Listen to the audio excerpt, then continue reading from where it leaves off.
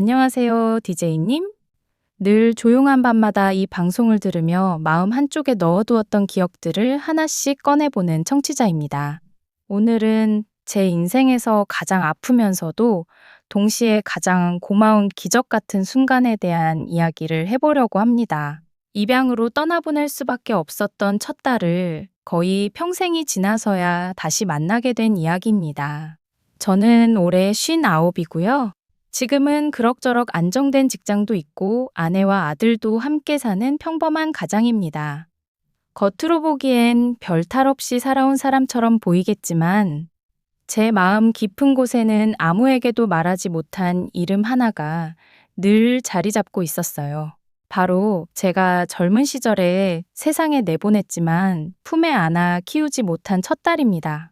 이야기를 하려면 조금 과거로 거슬러 올라가야 할 것 같습니다. 제가 24, 아내가 23 때 우리는 너무 빨리 부모가 됐습니다. 둘 다 가진 것 하나 없이 작은 방 한 칸에서 시작한 결혼이었고, 당장 다음 달 월세가 걱정되는 형편이었지만, 그래도 둘이니까 해보자 하며 버텼습니다. 그런데 결혼하자마자 아내가 임신을 했어요. 기쁜 일이었지만 솔직히 말하면 그때는 기쁨보다 두려움이 더 컸습니다. 우리가 이 아이를 제대로 키울 수 있을까? 월급은 적었고 저는 막노동과 공장 일을 전전하며 겨우 숨만 쉬고 있는 수준이었습니다. 배가 점점 불러오는 걸 보면서도 아내는 늘 웃으려고 했지만 가끔씩 밤에 돌아 누워 훌쩍이는 소리가 들리곤 했습니다. 그 소리를 들으면서도 저는 그저 등을 토닥이는 것밖에 할 수 있는 게 없었습니다. 괜찮아, 어떻게든 되겠지. 입으로는 그렇게 말하면서도 마음속에서는 정말 괜찮을까라는 생각이 떠나지 않았죠. 그렇게 시간이 흘러 딸아이가 태어났습니다. 아이의 울음소리를 처음 들었을 때 제가 이 세상에 존재하는 이유가 한순간에 정리되는 기분이었어요. 애가 너무 예뻤습니다. 살짝 쭈글쭈글한 얼굴에 손가락이 조그맣게 오므려져 있는 걸 보며 이 아이만큼은 어떻게 해서라도 지켜야겠다. 속으로 그렇게 다짐했습니다. 하지만 현실은 냉정했습니다. 그즈음 제가 다니던 공장이 부도가 나면서 월급도 제대로 못 받고 일자리를 잃게 됐습니다. 며칠간 일을 찾아 헤맸지만 막노동마저 줄어들던 시기라 그냥 하루 벌어 하루 먹기도 벅찼습니다. 병원비, 산후조리, 분유값, 모든 게 숫자와 부담으로 다가왔습니다. 아이는 태어났는데 집에 돌아와 보니 단칸방에는 새로 들인 요람 대신 불안과 공포만 가득 차 있는 것 같았습니다. 그런 상황에서 아내의 먼 친척 쪽에서 이야기가 나왔습니다. 아이를 원하지만 아이를 가질 수 없는 부부가 있는데 혹시 입양을 생각해 본 적은 없느냐고. 지금 이렇게 말로 꺼내는 것도 너무 힘든 얘기입니다. 그 당시에 저는 그 말을 듣는 순간 머릿속이 하얘졌어요. 입양이라는 단어가 이렇게 가슴을 찢어놓는 말인 줄 몰랐습니다. 아내는 처음에 단호하게 거절했습니다. 무슨 소리냐고, 우리가 어떻게 낳은 애를 남한테 주냐고. 그렇게 울면서 버텼지만 현실은 그마저도 허락하지 않았습니다. 아이는 자라는데 집에는 분유도 기저귀도 떨어져 가고 전기요금, 월세 고지서는 쌓여갔습니다. 어느 날 밤이었습니다. 아내가 아이를 품에 안고 한참을 말없이 있다가 아주 작은 목소리로 말하더군요. 당신, 솔직히 말해봐. 우리 이 아이 제대로 키울 수 있을까? 그 질문은 사실 답이 이미 정해진 질문이었습니다. 우리는 너무 잘 알고 있었습니다. 지금 우리의 형편으로 이 아이에게 최소한의 삶도 보장해 줄 수 없다는 걸요. 책임감과 사랑 사이에서 저는 완전히 찢어지는 기분이었습니다. 하지만 그때의 저는 너무 어렸고, 너무 가난했고, 너무 겁이 많았습니다. 결국 우리는 가장 비겁한 선택을 하게 되었습니다. 아이를 입양 보내기로 했습니다. 서류를 작성하던 날, 펜을 쥔 손이 몇 번을 멈췄는지 모릅니다. 딸아이의 이름을 마지막으로 또박또박 적으면서도 머릿속에서는 계속 하지 마라 라는 소리가 울려 퍼졌습니다. 하지만 또 다른 한편에서는 이렇게 해야 아이가 제대로 먹고 제대로 자라고 더 나은 환경에서 산다라는 자기 합리화의 소리가 들려왔습니다. 입양을 넘기던 날, 아내는 아이를 한참 동안 품에 안고 끝내 얼굴을 보여주지 못했습니다. 작은 애가 무슨 상황인지도 모른 채 그저 따뜻한 품에 안겨 꾸벅꾸벅 졸고 있었어요. 아내의 옷은 눈물로 흠뻑 젖어 있었고요. 마지막 순간 기관 담당자가 아이를 데리고 가면서 이제부터 이 아이는 좋은 환경에서 자랄 겁니다. 라고 말했지만 제 귀에는 하나도 들어오지 않았습니다. 단지 제품에서 떠나가는 그 작은 손, 그 작고 따뜻한 온도만이 느껴졌을 뿐입니다. 그날 이후로 우리는 서로 그 이야기를 입 밖에 꺼내지 않았습니다. 마치 그런 아이는 없었던 것처럼 서로의 입을 막았습니다. 하지만 마음속에서는 단 한 번도 지워진 적이 없는 이름이었습니다. 시간이 흘러 우리는 다시 아이를 갖게 되었고 지금 함께 살고 있는 아들이 태어났습니다. 아들에게는 누나가 있었다는 사실을 한 번도 말한 적이 없습니다. 아내와 저는 그 과거를 우리 둘 사이에만 묻어두기로 했거든요. 그렇게 20년, 30년이 흘렀습니다.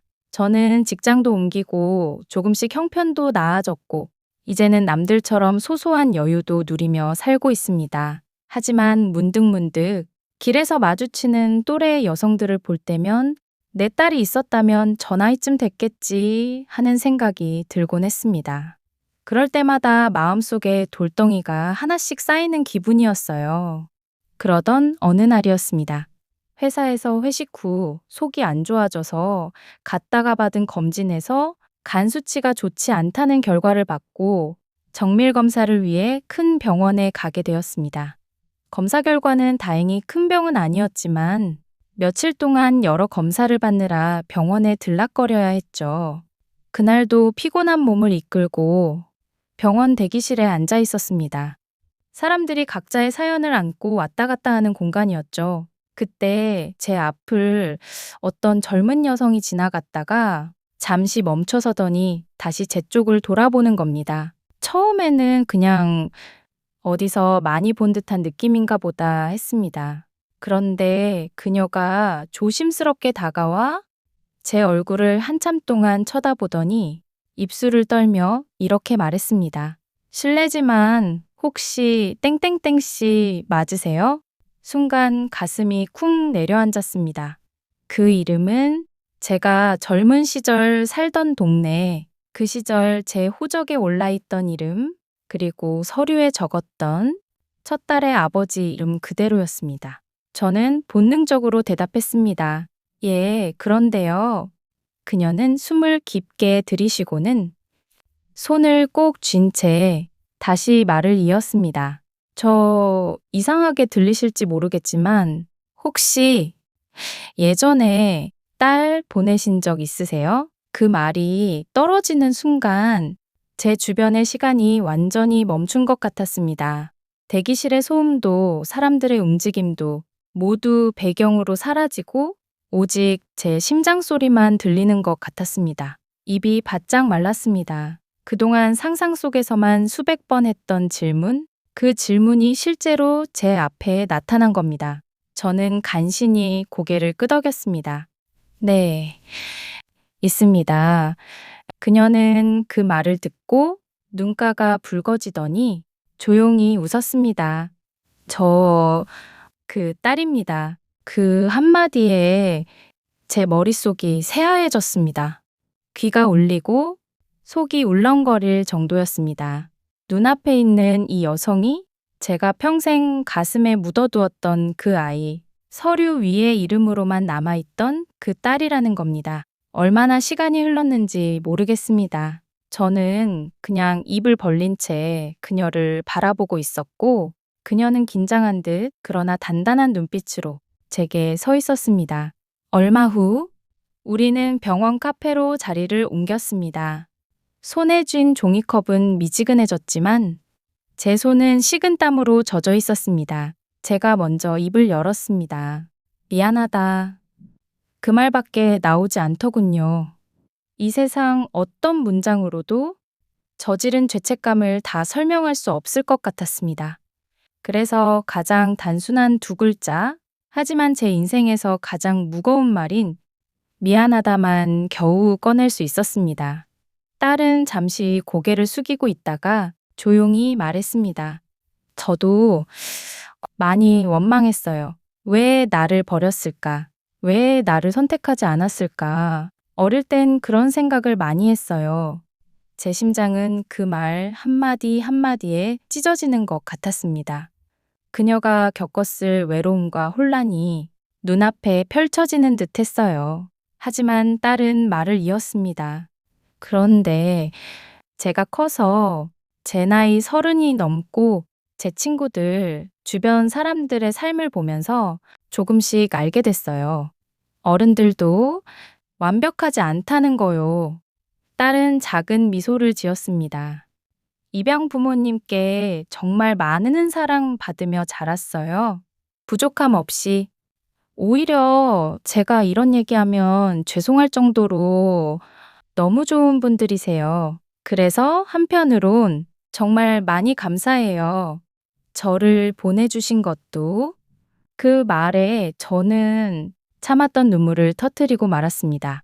가슴을 죄어오던 돌덩이가 조금은 풀리는 느낌이었지만 그렇다고 죄책감이 사라지는 건 아니었습니다. 저는 떨리는 목소리로 그동안의 이야기를 들려주었습니다. 얼마나 어려웠는지, 얼마나 두려웠는지, 그렇지만 또 그 모든 게 결국 변명에 불과하다는 것도 함께요. 딸은 제 이야기를 조용히 듣고 있다가 고개를 끄덕이며 말했습니다. 아버지라고 불러도 될까요? 그 질문은 제 인생에서 가장 따뜻한 칼날 같았습니다. 가슴을 베이는데 동시에 마음 깊은 곳이 뜨겁게 데워지는 감각이었어요. 저는 울먹이면서 대답했습니다. 그럼, 불러다오. 한 번만이라도 불러다오. 딸은 웃으며 아주 조심스럽게 입을 열었습니다. 아버지, 단 한 번, 세 글자. 그 소리가 제 귀에 마치 오래된 종소리처럼 울려 퍼졌습니다. 그 순간 저는 그동안 30년 넘게 제 가슴 한가운데 놓여있던 어둡고 차가운 돌덩이가 조금씩 녹아내리는 걸 느꼈습니다. 그날 이후 우리는 아주 천천히 조심스럽게 서로의 삶에 발을 들여놓기 시작했습니다.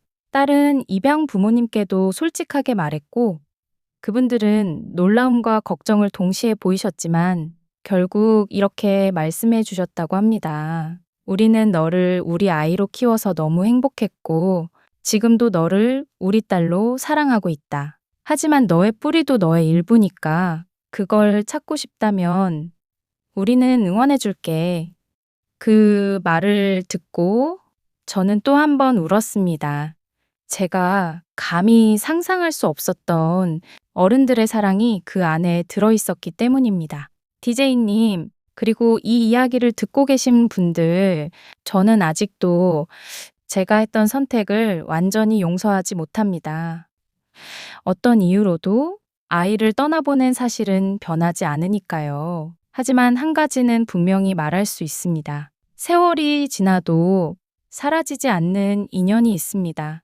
너무 멀리 돌아갔지만 결국 다시 서로를 찾아오는 관계들이 분명히 존재합니다. 저와 제 딸이 그랬던 것처럼요. 이젠 가끔 딸과 카페에서 만나 그동안 살아온 이야기들을 나눕니다. 아버지라는 호칭이 아직도 어색하다고 웃으면서도 딸의 눈빛 속에서 묘하게 닮은 제 모습을 발견할 때면 참 세상이 신기하다는 생각이 듭니다. 이 사연을 빌려 딸에게 조용히 한마디만 전하고 싶습니다. 미안하다. 그리고 다시 찾아와줘서 정말 고맙다. 이것이 생계를 위해 떠나보낼 수밖에 없었던 첫 딸이 50대가 된 제 앞에 다시 나타난 입양과 가난으로 헤어졌던 가족이 다시 서로를 찾게 된 이야기입니다.